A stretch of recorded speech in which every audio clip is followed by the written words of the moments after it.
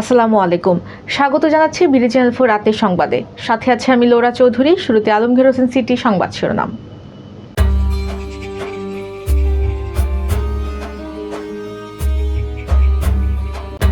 Train bus সংঘর্ষ ও অন্যান্য দুর্ঘটনা তদন্ত করে দৃষ্টান্তমূলক আইনগত ব্যবস্থা নেওয়া হবে প্রধানমন্ত্রী। কিশোরগঞ্জে মোটরসাইকেল ঘুরতে গিয়ে প্রাণ গেল 2 যুবকের। ইটনা হাসপাতালকে আধুনিক হাসপাতালে রূপান্তরিত করা হবে, অ্যাডভোকেট ফজলুর রহমান এমপি। ঈদে বাবাকে নিয়ে ভক্তদের দেখা দিলেন সালমান খান। পারস্য উপসাগরে মাইন স্থাপনের হুমকি ইরানের। সুখবর পেলেন মিরাজ। শুনছিলেন আলমগীর হোসেন সিটি সংবাদ শিরোনাম। এবার সিটি লাইভ বিস্তারিত।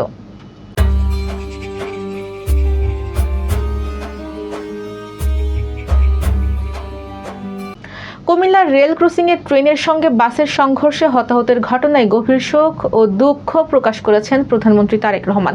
সম্প্রতি বগুড়ায় ট্রেন দুর্ঘটনার পর শনিবার দিবাগত মধ্যরাতে কুমিল্লার ট্রেন দুর্ঘটনার নেপথ্য কারণ অবিলম্বে খুঁজে বের করতে প্রধানমন্ত্রী নির্দেশ দিয়েছিলেন।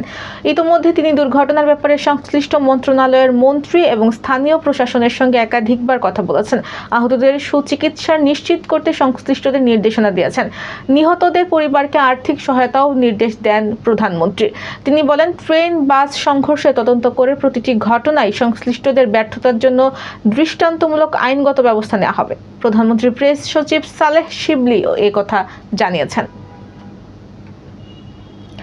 কিশোরগঞ্জের কুলিয়ারচরে পিকআপ ভ্যান চাপায় মোটরসাইকেল আরোহী 2 যুবক নিহত হয়েছেন। গুরুতর আহত হয়েছেন আরও একজন যুবক। গতকাল বিকেলে কিশোরগঞ্জ ভৈরব মহাসাগরের কুলিয়ারচর উপজেলার দরিয়াকান্দি এলাকায় এই দুর্ঘটনা ঘটে। নিহতরা হলেন দরিয়াকান্দি এলাকার বিজয় ও জাবির হোসেন।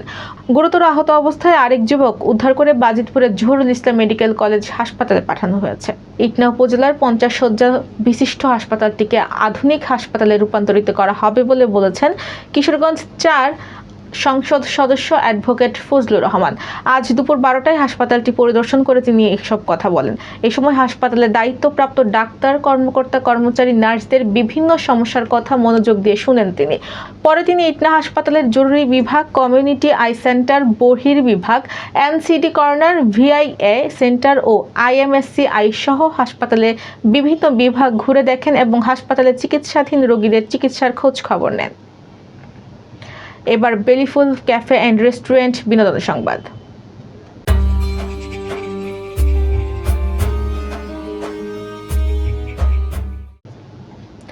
প্রায় প্রতি ঈদেই সালমান খান তার ভক্তদের মুম্বাইয়ের তার বাড়ির বাইরে এক ঝলক দেখা দেন।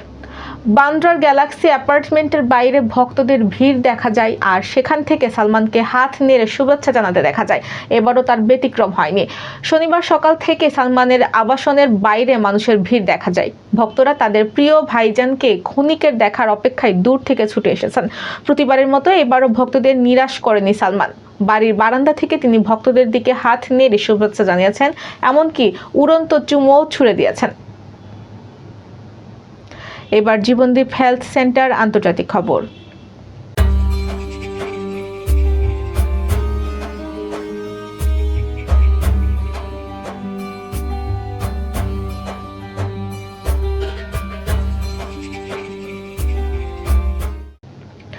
নিজেদের উপকূল ও দ্বীপে যদি যুক্তরাষ্ট্র, ইসরায়েল কোনো হামলা চালায়, তাহলে পুরো পারস্য উপসাগরে মাইন স্থাপন করা হবে বলে হুমকি দিয়েছে ইরান। সিএনএন-এর খবরে বলা হয়, সোমবার ইরানি ডিফেন্স কাউন্সিল জানিয়েছে তারা উপকূলে ও দ্বীপে কোনো হামলাকে বরদাস্ত করবে না। ডিফেন্স কাউন্সিলের বিবৃতিতে বলা হয়, যুদ্ধের অংশীদার নয় বা শান্তিকামী দেশগুলোর জন্য হরমুজ প্রণালী অতিক্রম করার একমাত্র উপায় হলো ইরানের সঙ্গে সমন্বয় করা। ইরানি উপকূল বা দ্বীপপুঞ্জের শত্রুপক্ষ কোনো ধরনের আক্রমণের চেষ্টা করলে পারস্য উপসাগর ও উপকূলের সমস্ত প্রবেশপথ এবং যোগাযোগ পথে বিভিন্ন ধরনের নৌ মাইন বসানো হবে বলেও হুঁশিয়ারি দেওয়া হয়েছে। এর ফলে পুরো পারস্য উপসাগরে কার্যত অবরুদ্ধ হয়ে পড়বে এবং এর যাবতীয় দায়ভার হুমকির প্রধানকারী দেশগুলোর উপর পড়বে, এমনটা উল্লেখ করা হয়েছে। এবার জাপান এডুকেশনাল বিডি খেলার খবর।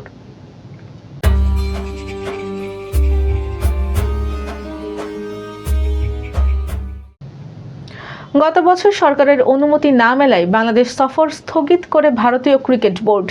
গত ফেব্রুয়ারিতে নির্বাচনের পর বাংলাদেশ ও ভারতের মধ্যকার রাজনৈতিক অস্থিরতা কিছুটা হলেও কমেছে।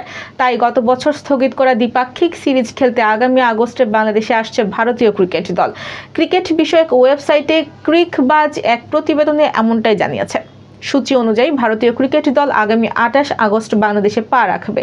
মাঠের লড়াই শুরু হবে 1 সেপ্টেম্বর থেকে। সিরিজের 3টি ওয়ানডে ম্যাচ অনুষ্ঠিত হবে 1, 3 ও 6 সেপ্টেম্বর। এরপর সংক্ষিপ্ত ফরম্যাটের টি-20 ম্যাচ মাঠে গড়াবে 9, 12 ও 13 সেপ্টেম্বর। ভারত সিরিজকে জায়গা করে দিতে গিয়ে কপাল পুড়েছে আয়ারল্যান্ডের। একই সময় আইরিশদের বাংলাদেশ সফরের কথা থাকলেও বিবিসি তাদের সিরিজটি পিছিয়ে দেওয়ার অনুরোধ জানায়। তবে ঠাসা সূচির কারণে আয়ারল্যান্ডের ক্রিকেট বোর্ড নতুন কোনো সময় বের করতে না পারায় এই সফরটি আপাতত অনিশ্চিত হয়ে পড়েছে। বিসিবির এক কর্মকর্তা জানিয়েছেন, আয়ারল্যান্ডের সঙ্গে আলোচনা চালিয়ে গেলেও 2027 সালের আগে হয়তো তাদের জন্য নতুন কোনো সময় বের করা সম্ভব হবে না। দর্শক, সংবাদ শেষ করার আগে ম্যাপেল ইন্টারন্যাশনাল স্কুল সংবাদ শিরোনামগুলো আরও একবার।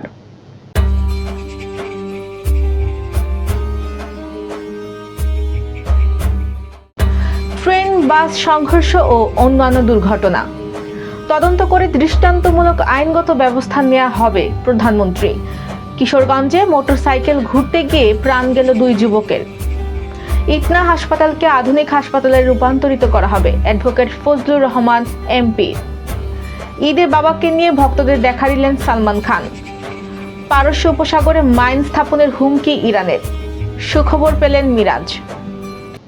প্রিয় দর্শক, এই ছিল বিডি চ্যানেল 4 রাতের সংবাদ। সবাইকে পরবর্তী সংবাদ দেখার আমন্ত্রণ জানিয়ে আজকের মতো এখানে বিদায় নিচ্ছি। সবাই ভালো থাকবেন, সুস্থ থাকবেন এবং নিত্য নতুন সংবাদ পেতে বিডি চ্যানেল 4 ফেসবুক পেজ ও ইউটিউব চ্যানেলের সাথেই থাকুন। আল্লাহ হাফেজ, শুভরাত্রি।